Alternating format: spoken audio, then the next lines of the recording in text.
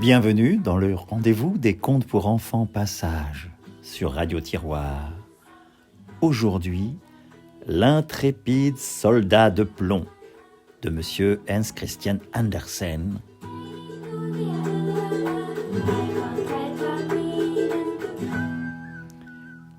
Il y avait une fois 25 soldats de plomb. Ils étaient tous frères. Oui, car ils étaient nés d'une vieille cuillère de plomb. Ils avaient le fusil au bras, faisaient la même figure, et pour leur uniforme, rouge et bleu, il avait bon effet. La première chose qu'ils entendirent en ce monde, quand le couvercle de la boîte où ils étaient couchés fut enlevé, ce fut « Ah, des soldats de plomb !» C'était ce que criait un petit garçon en battant des mains. On les lui avait donnés pour son anniversaire, et il les aligna sur la table. Chacun était le vivant portrait de l'autre. Il n'y en avait qu'un pour être un peu différent.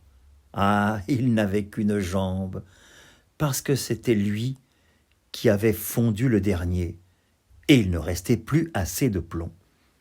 Pourtant, il se tenait aussi ferme sur son unique jambe que les autres sur deux, et c'est précisément lui qui va mériter notre attention.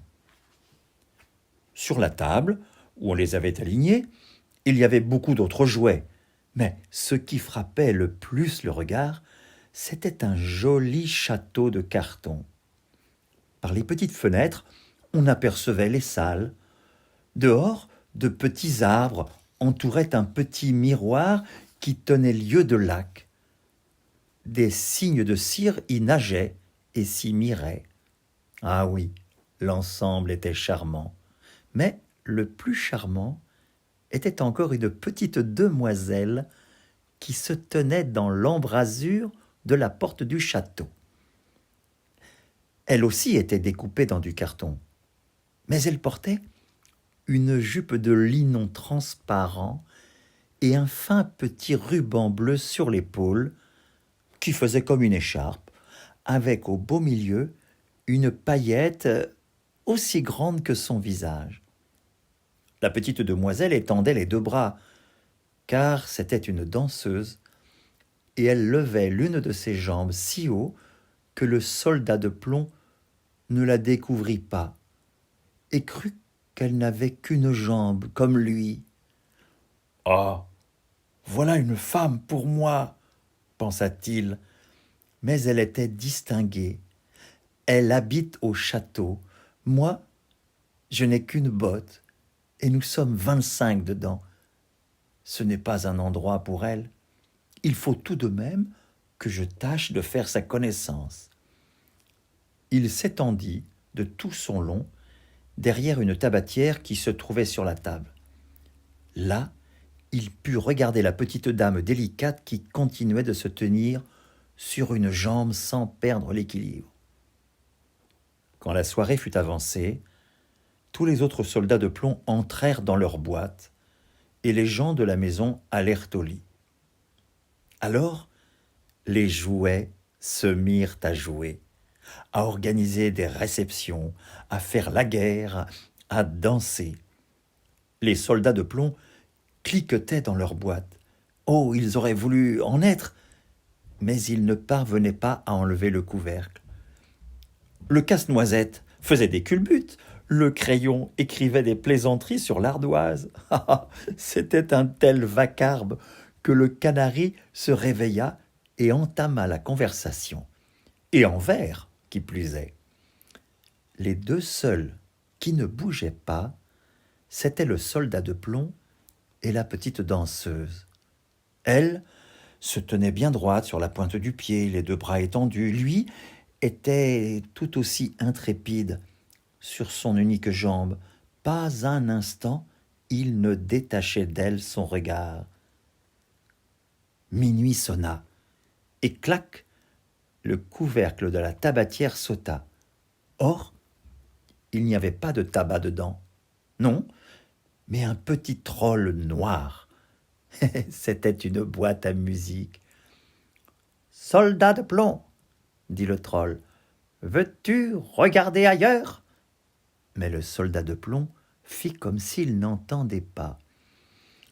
Fort bien, attends demain, dit le troll. Quand ce fut le matin, et que les enfants arrivèrent, on posa le soldat de plomb à la fenêtre, et, est-ce que ce fut le troll ou un courant d'air, la fenêtre s'ouvrit soudain, et le soldat tomba, tête première, du premier étage. La vitesse fut épouvantable. Il avait la jambe en l'air, et il se retrouva tout droit sur sa casquette, sa baïonnette enfoncée entre deux pavés. La bonne et le petit garçon descendirent aussitôt le chercher, mais ils eurent beau manquer lui marcher dessus, ils ne l'aperçurent pas. Si le soldat de plomb avait crié « Je suis ici », il l'aurait sûrement trouvé, mais il estima inconvenant de crier puisqu'il était en uniforme. Et voilà qu'il se mit à pleuvoir. Les gouttes tombaient de plus en plus drues. Ah, c'était une sérieuse averse. Lorsqu'elle fut passée, deux gamins arrivèrent. « Eh, regarde donc, voilà un soldat de plomb. Allez, on va le faire naviguer. » Avec un journal, ils firent un bateau, y mirent le soldat de plomb, et le voilà qui descend le caniveau. Les deux garçons couraient à côté, en battant des mains. Dieu, les vagues qu'il y avait dans ce caniveau, et quel courant! Oh, il faut dire aussi qu'il avait plu à verse. Le bateau de papier tanguait, virant parfois de bord, si brusquement que le soldat de plomb en tremblait. Mais il restait intrépide, ne changeait pas d'expression, regardait bien droit et gardait l'arme au bras. Tout à coup, le bateau passa sous une longue dalle recouvrant le caniveau. Il y faisait aussi noir que s'il avait été dans la boîte. « Où est-ce que je vais arriver ?» pensa-t-il. « Ouais, c'est la faute du troll. Ah, si seulement la petite demoiselle était dans ce bateau, il pourrait bien faire 2 fois plus noir encore, ça me serait égal. » À cet instant, surgit un gros rat d'égout qui logeait sous la dalle. « Tu as un passeport ?»« Dis-moi, tu as un passeport ?» demanda le rat. « Montre-le. » Le soldat de plomb se tut et serra encore plus son fusil. Le bateau cingla, suivi du rat.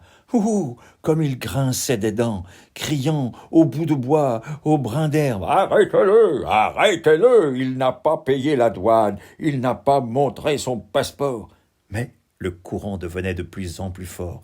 Le soldat de plomb apercevait déjà la lumière du jour à l'endroit où finissait la dalle, devant, mais il entendait aussi un grondement bien capable d'effrayer un brave. Pensez donc, à l'endroit où finissait la dalle, le ruisseau se précipitait dans un grand canal. Pour le soldat, ce serait aussi dangereux que pour nous d'être entraînés dans une grande cascade. Et il en était si près déjà qu'il ne pouvait s'arrêter. Le bateau fut projeté, le pauvre soldat de plomb se tint aussi raide qu'il put, personne ne pourrait lui reprocher d'avoir battu des cils. Le bateau tournoya 3 ou 4 fois et se remplit d'eau jusqu'au bord. Il ne pouvait que couler. Le soldat de plomb avait de l'eau jusqu'au cou. Le bateau ne cessait de s'enfoncer. Le papier se défaisait de plus en plus. Maintenant, le soldat avait de l'eau par-dessus la tête. Alors, il pensa à la charmante petite danseuse qu'il ne verrait jamais plus. Et une chanson résonna aux oreilles du soldat de plomb. Passe, passe, passera, la dernière, passe, passe, passera, la dernière restera. Et le papier creva, et le soldat de plomb le transperça pour être au même instant avalé par un gros poisson. Oh, comme il faisait noir là-dedans, c'était encore pire que sous la dalle du caniveau. Et puis, on était tellement à l'étroit. Mais le soldat de plomb était intrépide. Il s'étendit de tout son long, l'arme au bras. Le poisson frétilla, Il fit les mouvements les plus épouvantables. Finalement, il resta tout à fait immobile. Il fut traversé comme d'un éclair. Il y eut une lumière très claire et quelqu'un s'écria « Un soldat de plomb !» Le poisson avait été pêché, apporté au marché, vendu et parvenu à la cuisine où la bonne l'ouvrait avec un grand couteau. Entre deux doigts, elle prit le soldat par la taille et le porta au salon où tout le monde voulait voir un homme aussi remarquable qui avait voyagé dans le ventre d'un poisson. Mais le soldat de plomb n'était pas fier du tout.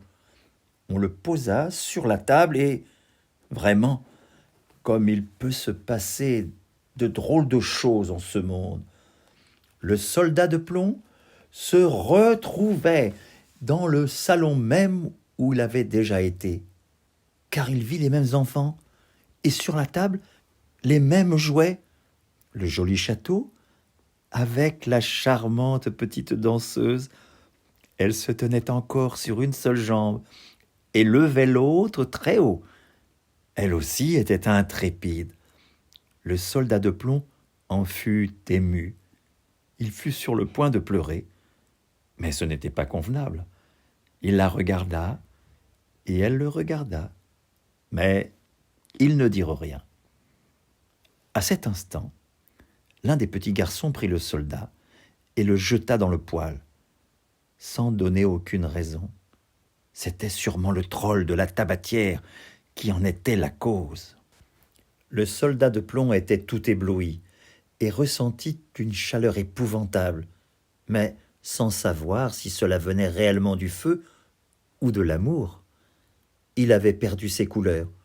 Personne n'aurait pu dire si cela s'était produit pendant son voyage ou si c'était de chagrin. Il regardait la petite demoiselle, elle le regardait. Il se sentait fondre, mais il restait encore intrépide, le fusil au bras.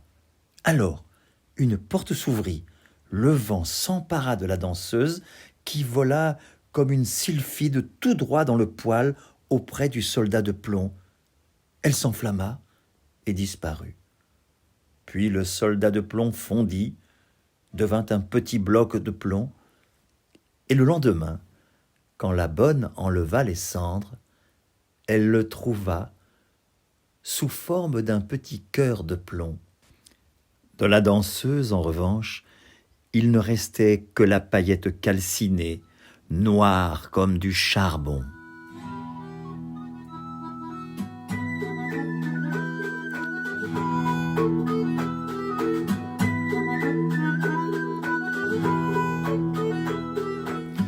À demain pour un nouveau conte de Andersen sur Radio Tiroir.